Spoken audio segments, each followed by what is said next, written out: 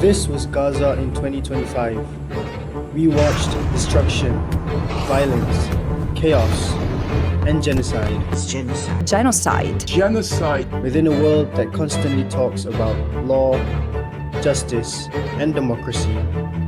So it makes you wonder, what if democracy isn't failing, but working exactly as intended to serve those who hold power?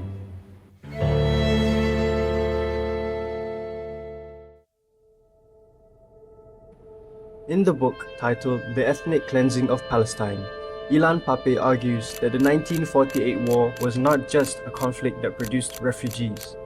It was a planned operation. He points to Plan Dalet, developed by Zionist leadership under David Ben-Gurion, as a military strategy to remove the Palestinian population and destroy their communities. The scale was significant. Around 800,000 Palestinians were displaced, and more than 314 villages were destroyed. But Pape's argument goes beyond the events themselves. He shows how these actions were later presented differently. They were reframed, justified, and in some cases, denied. This matters because it shows how power operates, not just through actions, but through control over how those actions are interpreted. When we look at Gaza today, the relevance becomes clear.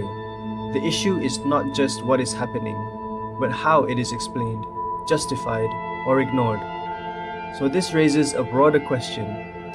If both history and current events can be shaped by power, what does that say about the systems we rely on, especially democracy?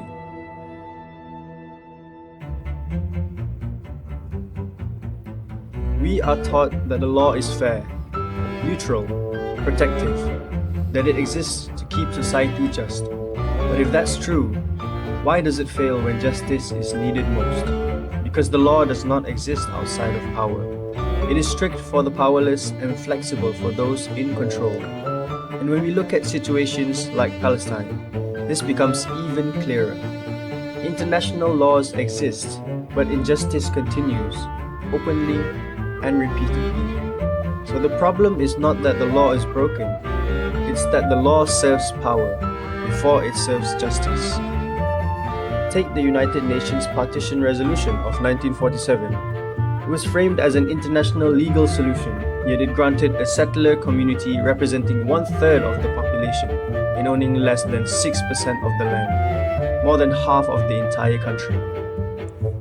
Or look at the laws enacted immediately after the 1948 ethnic cleansing, through the law of absentee property. The confiscation of millions of dunams of Palestinian land was made legal.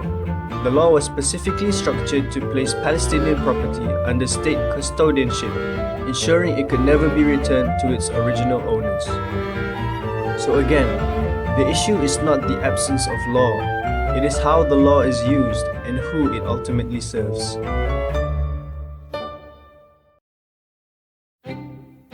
We also believe that neutrality is rational, that staying in the middle is fair. But in situations of injustice, it is a choice. Because when systems are unequal, refusing to take a side means allowing that inequality to continue. We see this in media narratives, in institutional responses, in public silence. But silence does not create balance, it protects the status quo. In 1948, British forces stood by and avoided any serious intervention, while Palestinian cities were being emptied, a decision that effectively enabled mass expulsion. At the same time, UN observers and Red Cross officials witnessed what was happening. Columns of refugees, widespread violence, but their response remained cautious, restrained, but they did not question what was happening to the Palestinian population. So neutrality, more often than not, ends up aligning with whoever already holds power.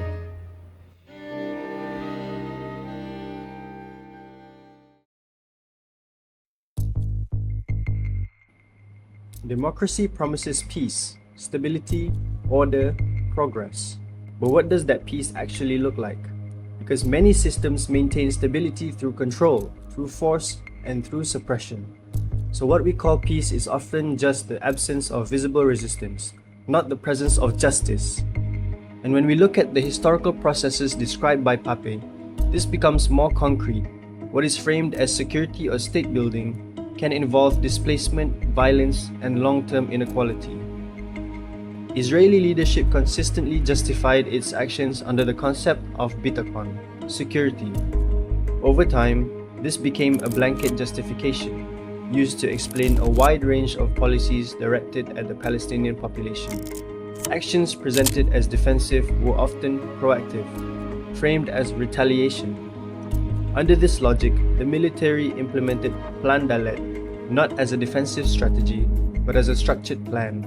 It included large-scale intimidation, the siege and bombardment of villages, the burning of homes and property, and even the planting of mines to prevent displaced people from ever returning. The outcome was clear. More than 314 villages and multiple urban areas were completely destroyed or depopulated. Today, many of these places no longer exist in visible form.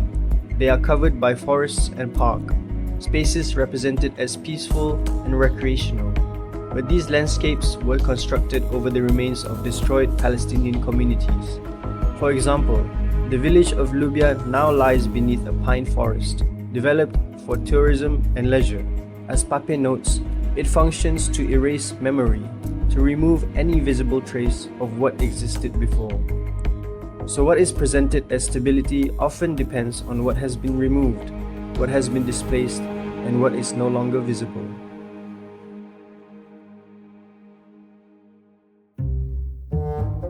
We are told that democracy reflects the will of the people, that it is built on equality and majority rule.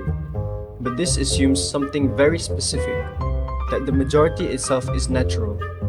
What happens when that majority is constructed, when maintaining it requires removing the people who are already there? Pape shows that the indigenous Arab population was not treated as a political community, but as a demographic problem. David Ben-Gurion warned in December 1947 that a state with 40% non-Jews could not be sustained. He argued that only a state with at least 80% Jewish majority would be stable. To achieve this, the indigenous population was not incorporated into the system, they were removed from it. They were removed to produce a new demographic reality. Publicly, this was framed as a defensive struggle, a vulnerable population facing existential threat, which means the idea of majority rule. It was produced through exclusion, displacement, and removal of the indigenous people.